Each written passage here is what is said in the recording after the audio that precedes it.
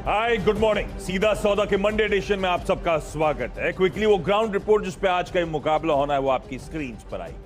उस पे जाने से पहले पिछले हफ्ते का फ्राइडे का सेशन देख लीजिएगा। दबाव के साथ हमने फ्राइडे को कामकाज होता हुआ देखा, वेडनेसडे और थर्सडे के बहुत स्ट्रॉन्ग सेशंस के बाद। और उसके बाद फ्राइडे को यूएस में भी कमजोरी के साथ ट्रेड हुआ। यूएस में नैस्डैक तो अच्छा खासा 0.25%, एसएनपी में आधा 3/4% का दबाव था। डाउ जरूर फ्लैट था, लेकिन जो हम बचा के गए थे फ्राइडे को उससे ज्यादा कमजोरी थी। पर तस्वीर आज सुबह थोड़ी सी एटलीस्ट यूएस के पर्सपेक्टिव से बदली, क्योंकि आज वहां पे फ्यूचर्स जो हैं एटलीस्ट डाउ के तो अच्छी खासी मजबूती के साथ ट्रेड कर रहे हैं। पर एशिया कमजोर है, वो बिटकॉइन की वॉलेटिलिटी कह रहे हैं या फिर अक्रॉस एसेट क्लासेस जो वॉलेटिलिटी आ रही है थोड़ा सा मूड बिगाड़ रही है। और इन सब के बीच में हमारा एसजीएक्स निफ्टी दिखा रहा है कि हम तो एकदम एक फ्लैट ओपनिंग, जहां फ्राइडे को खत्म हुआ था निफ्टी का कार्यक्रम, वहीं से इस हफ्ते की शुरुआत होती हुई नजर आएगी। ऐसे में पिच दरअसल है कैसी, सेंटिमेंट्स दरअसल कैसे हैं, नीरज जी बताएंगे। Neeraj ji good morning. Good morning आशीष। और देखिए पिच आज आपको ऐसे समझनी पड़ेगी, ग्राउंड ठीक लग रहा है मेरे को। जो रिपोर्ट्स हम लोग चर्चा कर रहे थे कि बहुत खतरनाक नहीं है ये वायरस ओमाइक्रॉन की बात हो रही, बहुत खतरनाक नहीं है। वो आपने कहा था कि वो 3 हफ्ते लगते हैं उसकी सीक्वेंसिंग में पता चल जाता है, उसके बारे में इस हफ्ते पता चलेगा। इस हफ्ते 2-3 दिन के अंदर वो रिपोर्ट्स आएंगी तमाम सीक्वेंसिंग की, कि ये जैसे अभी तो आ रहा है 55 बार म्यूटेशन हुआ है और 32 बार मतलब अपने आप को वायरस बदलता रहता है। हाँ, 55 टाइम्स वो बदल चुका है और 32 टाइम्स इसकी स्पाइक प्रोटीन बदल चुकी है। तो वो कितना कारगर है, कितना खतरनाक है, दवाएं काम करेंगी, वैक्सीन काम करेंगी, ये सब चीज़ों की जानकारी आज मिलेगी। लेकिन इस बीच जो फैल बहुत तेजी से पूरे भारत में भी देखो कितने केसेस आ गए हैं। तमाम लोग कह रहे हैं कि अभी बहुत मतलब एकदम ऐसे ही डेल्टा में हुआ था, तो पता नहीं चलता कि कैसे कितना खतरनाक हो सकता है, नहीं हो सकता है, कहाँ फैल गया है, कितने लोगों में। भारत में देखो कितनी जल्दी परसेंटेज में देखोगे तो दिन दूनी रात चौगुनी तरीके से बढ़ रहा है वो। तो ये सब कुछ तय करेगा कि आपकी बल्लेबाजी या बॉलिंग कैसी होगी। लेकिन दुनिया में जो स्टेटमेंट्स हैं उसके आधार पर लगता है कि थोड़ी राहत है। WHO भी वही कह रहा है, डॉक्टर फॉची भी वही कह रहे हैं। हालांकि मॉडर्ना वाले अपनी अब हो सकता है वैक्सीन बेचने के लिए कह रहे हो कि ये वैक्सीन शायद काम ना करे, शायद हो सकता है काम भी करे। तो ऐसे तमाम मिले जुले हैं डेटा पॉइंट्स में। 2 चीज़ें ध्यान रखिएगा कि बहुत ज़्यादा सेल ऑफ है, जहाँ पे स्टॉक ग्रोथ में थे, बहुत प्रॉफिट था, जैसे नैस्डैक वाले स्टॉक। रिस्क ऑन ट्रेड की वजह रिस्क ऑफ ट्रेड में बहुत सारा पैसा इस क्रिप्टो से भी निकला, तो लोग थोड़ा थोड़ा पैसा घर लेके जा रहे हैं। तो मुझे लगता है कि आज भी वैसा ही रहेगा कि जहाँ पे आपको मौके हैं वहाँ पे आप अच्छा प्ले कर सकते हैं, जहाँ पे मौके नहीं वहाँ से दूर रहना चाहिए। और एशियन मार्केट काफ़ी वीक दिख रहा है इसमें। तो बिग संकेत है, थोड़ा सा आपको कॉशियसली ट्रेड करने की अभी भी जरूरत। तो मैंने शुरुआत करी है तो सारे ग्रीन वाले पॉकेट, शुरुआत करी है फार्मा से। अब खबरें थी तो सब फार्मा को एक साथ पहले स्टैक कर दिया। तो ल्यूपिन पहला अकाउंट ऑफ हाइस ट्रेड कर रहा है भाई, 1200-1300 वाला ल्यूपिन अब 850-900 के लेवल्स पर ट्रेड कर रहा है। ल्यूपिन ने एक अनाउंस करा है एक्सक्लूसिव डिस्ट्रीब्यूशन और मार्केटिंग एग्रीमेंट ब्राजील की बायम एसए के साथ। दरअसल या अपना बायोसिमिलर पेगफिलग्रास्टिम जो है ब्राजीलियन मार्केट्स में डिस्ट्रीब्यूट और मार्केट करने की तैयारी। रडाप रखेंगे स्टॉक को। एरिस लाइफ साइंसेस ये भी स्लाइटली ऑफ हाइस है, 860-870 के हाइज वाला स्टॉक 700 के आसपास के जोन्स पर खड़ा हुआ है, तो अच्छे लेवल्स हैं। और इन्होंने एक जॉइंट वेंचर एमजे बायोफार्म के साथ अनाउंस करा। दरअसल ये अपना एक्सपेंशन कर रहे हैं प्रोडक्ट पोर्टफोलियो का, बायोथेरापेटिक ऑप्शंस में जा रहे हैं। तो ये जेवी दरअसल बायोफार्मास्यूटिकल्स में एंट्री मार्क करती है एरिस लाइफ साइंसेस की। अच्छा डेवलपमेंट, इसीलिए इन ग्रीन शायद। और ऐसे ही एक छोटी फार्मास्यूटिकल कंपनी खबरों की वजह से है कोपरन।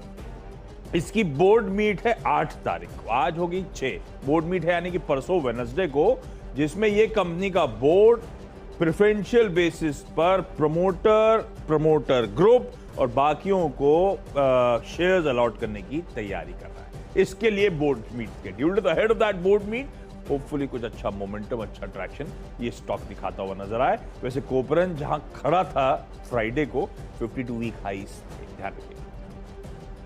ओके, अच्छा ओमिक्रॉन के चक्कर में वाले स्टॉक हमने ले लिए जो बहुत ही यूजुअल सस्पेक्ट होता है कि इन पे असर दिख सकता है, जैसे इंडियन होटल, लेमन ट्री। अब देखिए ओमिक्रॉन के केसेस बढ़ रहे हैं, कितना खतरनाक है नहीं है, ये सब चीज़ें बाद में जीनोम सीक्वेंसिंग में पता चलेंगी, लेकिन इससे एक थोड़ा सा सावधानी बढ़ जाती है, थोड़ा सा डर तो लगने लगता है, तो इसका इम्पैक्ट ज़रूर देखने को मिलेगा। और बहुत सारी स्टडीज़ ये कह रही हैं कि जितनी तेज़ी से बढ़ता है उससे आप प्रिकॉशनरी मेजर लेने लगते हैं, और इसीलिए मैं लगता है कि उन स्टॉक्स पे ज़रूर असर पड़ेगा जिनकी वजह से जिसका असर इनमें पड़ता है। घूमने फिरना थोड़ा कम करेंगे लोग, या ठीक है कुछ नहीं है तब भी ज़रूरत नहीं जाने की ना, कुछ जरूर नहीं घूमेंगे तो क्या हो जाएगा, ये इम्पैक्ट दिखेगा। इसलिए क्योंकि नंबर ऑफ केसेस बहुत तेज़ी से बढ़ रहे हैं, तो इसलिए इंडियन होटल, लेमन ट्री और दोनों ही जो एविएशन कंपनी इंडिगो और स्पाइस जेट पे इसका इम्पैक्ट देखने को मिलेगा ही मिलेगा, क्योंकि इतने रिस्ट्रिक्शंस लगाए जा रहे हैं कि आप RT-PCR लेके आइए, डबल वैक्सीनेटेड होइए। बहुत जगहों पे तो आपको एंट्री नहीं मिलेगी अगर आप डबल वैक्सीनेटेड नहीं है तो इसकी वजह से मुझे लगता है कि ये जो 4 स्टॉक्स हैं ये असर पड़ेगा। लेकिन कई बार एंटीथेसिस प्ले हो जाती है और लोग एकदम रिवेंज बाइंग पे उतर आते हैं, तो वो भी आपको ध्यान रखना है। हमें लगता है कि लॉजिकल यही है, बट कई बार मार्केट इलॉजिकल भी होता है, तो ये 4 स्टॉक्स आपको वैसे देख के ट्रेड करना चाहिए।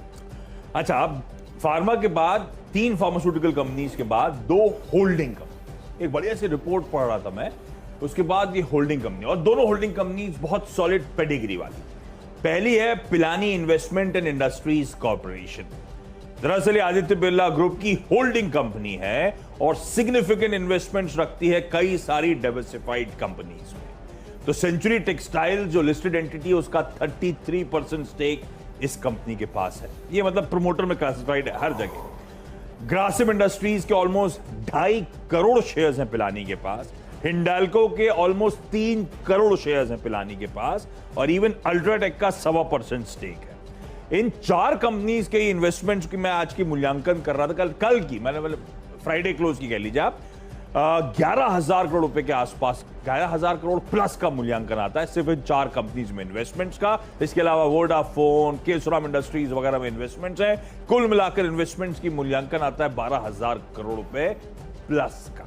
और पिलानी का स्टॉक जो है इस समय 2,200 करोड़ के मार्केट कैपिटलाइजेशन पे खड़ा हुआ है, यानी कि मैसिव डिस्काउंटिंग पे चलता हुआ एक सॉलिड ग्रुप की होल्डिंग कंपनी, इसीलिए रडार पे रख रहा हूं। पहला स्टॉक है पिलानी, और जब होल्डिंग कंपनीज की रिपोर्ट पढ़ ही रहा था तो उसी कड़ी में आगे एक और इंटरेस्टिंग होल्डिंग कंपनी, हालांकि पिलानी का डिस्काउंट खैर बहुत ज्यादा है इसलिए अट्रैक्टिवनेस ज्यादा। दूसरी है बजाज होल्डिंग्स, ये स्टॉक वैसे अच्छा मूव कर रहा है, चार्ट देखिएगा पिलर टू पिलर स्ट्रेंथ के साथ मूव कर रहा है। ये भी प्राइमरीली एक इन्वेस्टमेंट कंपनी जो कि बजाज ऑटो का 33.5% स्टेक ओन करती है।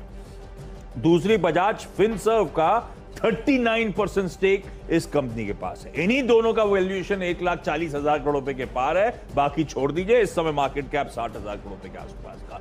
तो ये होल्डिंग कंपनीज हैं जो आमतौर पर डिस्काउंट्स होते हैं, कई बार बहुत स्टीप डिस्काउंट्स होते हैं, जैसे पिलानी के केस में मुझे लगता है बाजार के मूड के साथ वो डिस्काउंटिंग जो है नैरो डाउन होगी, उसका बहुत फायदा इन स्टॉक को मिलना चाहिए, इसीलिए इन दोनों होल्डिंग कंपनी को पे रख रहा हूं। और इसी कड़ी में एक आगे अगला स्टॉक न्यूज ड्रिवन है, वो है कार्बोरंडम यूनिवर्सल। कार्बोरंडम यूनिवर्सल ने दरअसल एक जर्मनी की कंपनी, एग्जिस्टिंग कंपनी में स्टेक एक्वायर करा है, तो स्टेप डाउन सब्सिडरी हो चुकी है।